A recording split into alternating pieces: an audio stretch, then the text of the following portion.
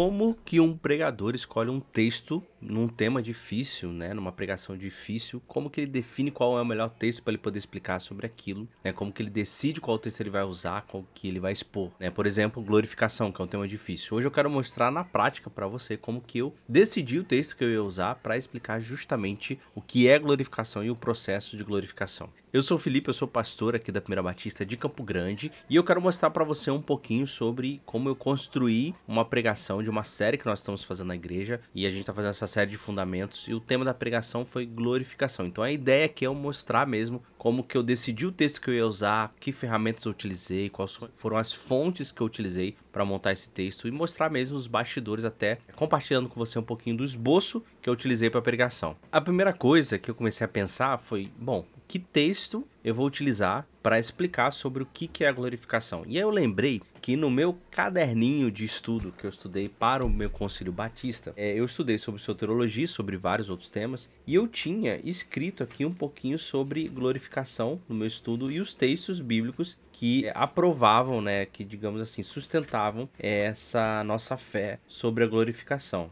Então eu tinha pensado, como que eu vou pensar num texto assim, né? E aí, aqui nas minhas anotações, ó, que vocês podem ver, tinha aqui, não sei se vai dar pra ver, acho que não, ó, aqui, ó, aqui tá aparecendo, ó, tinha 1 Coríntios 15. Então eu fui ler esse texto, 1 Coríntios 15, e ele realmente, a partir ali do versículo 23, no 42, na verdade, ele vai falando mais sobre esse processo de glorificação. Então eu já tinha decidido, eu li o capítulo todo de 1 Coríntios 15, e aí eu falei, bom, então aqui do versículo 42 ao 58 vai ser o meu tema central, vai ser o meu texto central, e eu vou expor explicando ali o que é glorificação. E também junto disso, eu fui atrás do Logos, né, que eu vou aqui compartilhar com vocês, ó, o Logos aqui do lado, né, que é a ferramenta que eu sempre utilizo. Eu fui aqui em ferramentas, eu fui, na verdade, em guias, e eu fui tópicos. E aí eu fui e botei glorificação aqui, ó, glorificação, e ele vai me dar vários versículos bíblicos aqui, ó. Vendo? Ele me deu Romanos 8, 2 Ele não me deu 1 Coríntios 15, que era o texto que eu já tinha decidido, mas ok. E eu fui ver, por exemplo, eu fui ler cada um desses, quando você clica que ele abre do lado do texto. E lendo isso aqui, eu vi que Romanos 8, 28 ao 30, né, era interessante para se utilizar, que fala sobre esse processo de glorificação. Então, eu na verdade fui vendo outras passagens aqui, e inclusive tinha uma passagem de Apocalipse, tá? Que eu não estou encontrando aqui, mas quando eu fiz essa pesquisa sobre glorificação, eu não sei porque tinha aparecido Apocalipse aqui também nos versículos, né, relacionados com glorificação. Ah, sim, aqui, ó. Quando eu cliquei aqui, ó, em recurso de mídia, que ele tem essa imagem aqui, né, que como aqui tá bem minimizado, eu não consigo aumentar, mas dá pra ver ela maior. Eu fui lendo isso aqui, eu li tudo isso, aí eu vi, ó, que tinha 1 Coríntios 15, que era o texto que eu já tinha decidido. Isso também foi muito bom pra confirmar, ó, de 42 a 58. E eu vi que tinha os outros textos aqui e Apocalipse 21. O que eu fiz, tá? Eu peguei todos esses textos, 1 Coríntios 15, Filipenses, e eu colei no meu esboço do sermão. Eu fui colando esses versículos, aí eu peguei também aqui o Romanos 8 e colei. E deixei todos esses versículos lá colados no meu esboço, sem nenhuma explicação, não escrevi nada sobre isso, só deixei lá colado, porque eu fiquei, bom, eu vou lendo esses versículos, digerir um pouco e pensando aqui em como eu vou construir o raciocínio lógico, o processo, né, de linha de raciocínio para eu explicar o que é glorificação, porque é um tema um pouco mais complexo. E aí eu até perguntei para algumas pessoas, né, onde elas podiam achar mais sobre esse tema, e aí o Yuri Breder, né, que era um pastor aqui da nossa igreja, que está lá agora na PIB de Maringá, ele falou, cara, vai atrás de uma teologia sistemática do Gruden. E foi isso que eu fiz, né? Eu já tinha, na verdade, uma teologia, na verdade é uma introdução, né? A teologia sistemática aqui do McGrath, ó, que vocês podem ver aqui do ladinho, ó, aqui. E eu também fui atrás da teologia sistemática do Gruden, na biblioteca da nossa igreja tinha aqui, ó, eu botei aqui. Inclusive, se vocês verem a bagunça aqui atrás, gente, é só um parênteses, tá? Eu tô mudando aqui o escritório para ficar melhor aqui para as gravações. Então, vocês podem ver mais caixas aqui, meio isoladas. Aqui não dá para ver, mas aqui vai dar pra... Tá vendo mais caixas? Mas, enfim, eu já tinha McGrath e eu peguei a do Gruden aqui também para dar uma lida. Eu sei que essa é uma versão mais antiga, né? Mas é o mesmo conteúdo. E, realmente, eles tinham também alguns conteúdos sobre glorificação, nada muito extenso, muito profundo. Mas eles também me sugeriram 1 Coríntios 15, né? Para eu usar como um texto falando sobre glorificação. Então, isso já estava definido, fechou. E aí eu peguei esses outros versículos, inclusive Apocalipse, colei lá no sermão e deixei ali salvo para eu pensar um pouquinho mais sobre isso. E aí depois, sentando para fazer a minha pregação, eu comecei a construir meu esboço. E aí, o que eu queria? Aí eu queria pensar num processo de aprofundamento no tema que fosse uma didática boa. A primeira coisa que eu falei, bom, eu quero apresentar então por que é importante a gente estudar a glorificação, que é isso que está aqui, por exemplo, na pergunta inicial do meu esboço aqui.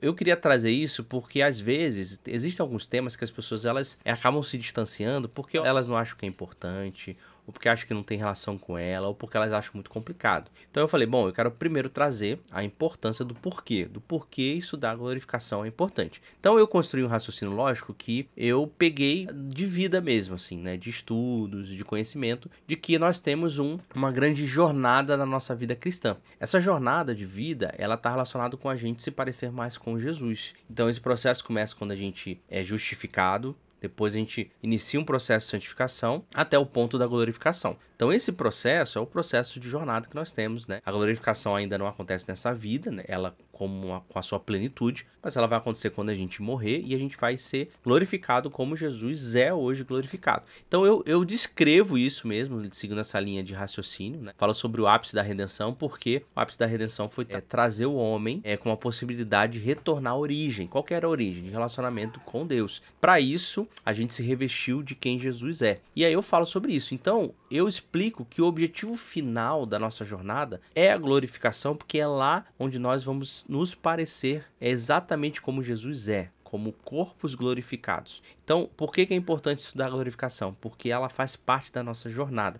A nossa jornada não tem um ponto final na morte. A gente tem mais um ponto, que é a glorificação. Então, a morte é um dos pontos que a gente tem. E aí, feito essa primeira introdução, que traz essa pergunta, eu gostei disso aqui. E eu falei, bom, agora eu quero trazer explicando o que é a glorificação. Como que ela funciona no sentido conceitual. E aí um dos textos que eu tinha separado era Romanos 8, do 28 a 30, que fala sobre esse processo. E é interessante que ele diz aqui, né? Ele fala sobre aqueles que foram chamados, né? E esses chamados a partir de algo que foi predestinado, e aqui é a predestinação, usando os comentários bíblicos, inclusive o que eu fiz, né? Para expor esse texto. Eu peguei aqui Romanos 8, e aí eu fui lá no Logos, deixa eu ver se eu consigo mudar aqui para o Logos, isso. Eu fui aqui no Logos e eu botei no nosso guia de exegético, né? É isso mesmo? É isso mesmo. Eu botei o versículo, Romanos 8, e ele me traz aqui, como eu já mostrei, eu acho que em alguns outros vídeos aí, ele me traz palavra por palavra no original, deixa eu até diminuir aqui, na verdade eu vou até fechar aqui, né? Ele me traz palavra por palavra no original aqui, e depois ele vai me dando os comentários bíblicos que eu tenho aqui, que tem essa exposição de Romanos. Então o que eu faço? Eu sempre abro uns 3 ou 4, eu sempre tenho os principais, esses 3 aqui são os que eu gosto bastante, né? O do Osborne,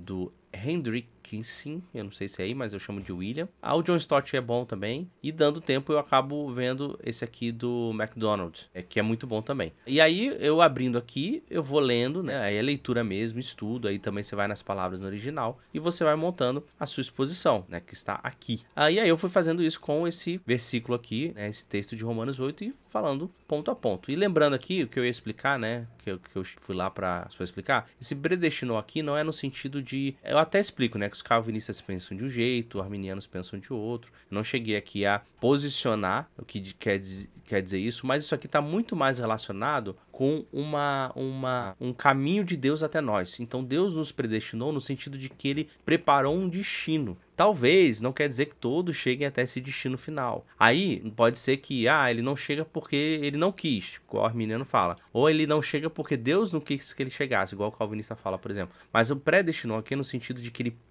pré-combinou, pré-marcou um destino que ele gostaria que as pessoas chegassem. E aí, enfim, isso é um outro assunto para outra hora. Aí eu explico, expondo aqui. E no final, eu explico sobre a questão que ele chamou, a quem ele chamou, ele justificou, e quem ele justificou, ele glorificou. Eu explico toda essa parte aqui. Finalizado essa parte aqui, eu gostei, porque aqui eu trouxe um conceito e como também a glorificação se encaixa dentro da salvação. Eu coloquei isso aqui. E Romanos 8, 28 explicou bem. Só que o que acontece? Quando eu chego aqui no final, da parte de glorificação, eu já ia para 1 Coríntios 15, já para explicar o que acontece quando a gente tem um corpo glorificado, a nossa vida, qual que vai ser esse destino, o que a glorificação vai fazer com a gente. Só que para mim ainda não estava bem explicado o que era a glorificação. Eu pensei, bom, o que eu posso fazer? Aí eu falei, bom, eu vou atrás de pessoas que já explicaram sobre isso. Como que elas explicaram? Foi quando eu pesquisei no YouTube e eu achei essa ilustração aqui, ó, do Sproul, numa pregação dele. Ó, ele fala e ele dá um exemplo muito bom mesmo, explicando a diferença entre justificação, santificação e glorificação. Como a gente já tinha falado sobre esses dois temas, a gente falou primeiro sobre justificação e depois sobre santificação, e agora eu tava falando sobre glorificação, falei, poxa, aí é um bom exemplo para dar. E aí eu peguei esse mesmo exemplo, só que o que eu fiz, tá? Eu usei uma ferramenta, eu copiei o link aqui, ó, do YouTube, e eu fui lá para essa ferramenta, que é a Notebook LM, que é uma ferramenta de inteligência artificial do Google mesmo. Eu ponho aqui, você loga só com do Google mesmo, eu tenho várias coisas aqui já. Eu fui aqui, ó, criar novo notebook, e aqui ele põe várias opções de fonte. O que é fonte? É o material que eu quero enviar para ele. No caso eu tenho YouTube aqui, né, mas eu posso botar tudo isso aqui. Fui em YouTube, você põe o link aqui e põe inserir. O que ele faz? Ele vai começar a ler esse meu vídeo que eu mandei, ó, ele já leu, ó, santificação e glorificação, a distância inegável, ele dá um resumo aqui. Se eu abrir isso aqui, ó, aqui tem fontes e tal. E aí, o que eu pedi para ele fazer aqui? Eu falei assim, me dê essa ilustração. Então, eu coloquei mais ou menos isso, não lembro direito, mas eu botei, me dê essa ilustração em pontos resumidos, para que eu não esqueça quando eu for replicar, e eu pedi para ele me gerar isso, né? Se eu quiser pedir a transcrição, ele também ia fazer. Ali me deu aqui, ó, tá vendo, ó? Posso clicar aqui, copiar, e aí eu fui e joguei isso para o meu esboço, tá? Jogando isso, ó, eu até botei ilustração, porque na hora da pregação eu realmente falei da onde eu tirei essa explicação, você tem que dar os créditos. Tá? E aí eu coloquei aqui, explicado bonitinho para não esquecer essa ilustração. Eu colei, né, o que o notebook me deu aqui, LM Notebook, e fui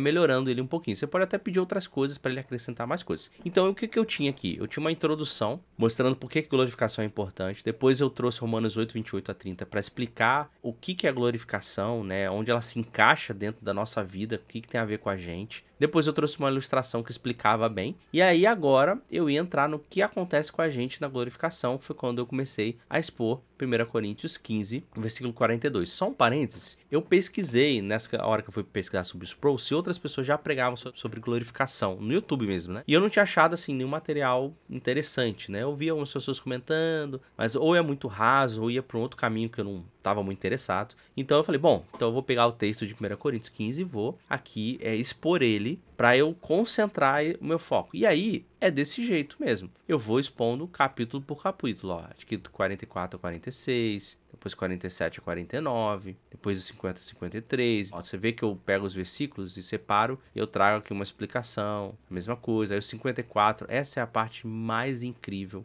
desse pedaço mesmo que Paulo tá falando. Aí 1 Coríntios 57, explico. Você vê que aqui, ó, às vezes eu pego vários textos e vou explicando bloco a bloco de cada texto, ou às vezes eu paro em um versículo só e esse versículo já dá vários blocos, porque às vezes ali tem vários conteúdos. Como que eu cheguei nisso, né? Você pode estar se perguntando.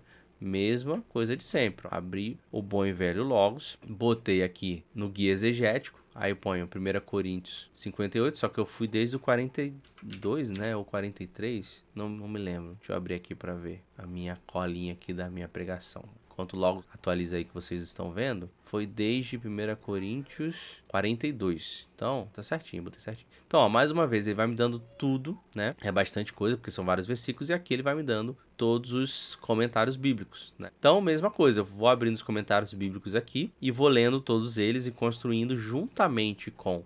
eu sempre prefiro primeiro olhar o texto nos originais aqui, ó. Se tem algumas palavras que são interessantes, né? Deixa eu ver aqui, ó. Tá vendo? As palavras no original, primeiro eu dou uma olhada aqui, né? Leio bastante, vejo se tem uma coisa que me chama a atenção, porque daqui eu posso construir outros raciocínios e depois eu vou lá para os comentários. Existe essa opção aqui de comparação de texto, tá? Eu gosto também de olhar isso aqui às vezes, né? Ó, quando eu cliquei ali, já abriu as bíblias, só tá lento porque tem bastante coisa aberta. Aí, pronto. Ele abriu aqui as comparações das bíblias, né? Isso é legal porque se tiver uma parte que é muito diferente, por exemplo, isso aqui tá pequeno, isso aqui tá grande. Então isso aqui já nos indica alguma coisa. Aqui também, ó, que tá menor, que tá maior, né? Aí isso aqui é muito legal quando você tem tempo de ver essa comparação de texto para avaliar. Porque quando o texto está muito diferente de algumas versões, é porque as pessoas elas divergem entre si o que aquilo significa. Então isso também chama atenção em algum sentido. tá bom? Então aqui eu fui fazendo isso, eu fui pegando e aí construindo a pregação. Nesse caso, mais uma vez, não tem segredo nenhum. Você manda a bala aqui e vai fazendo,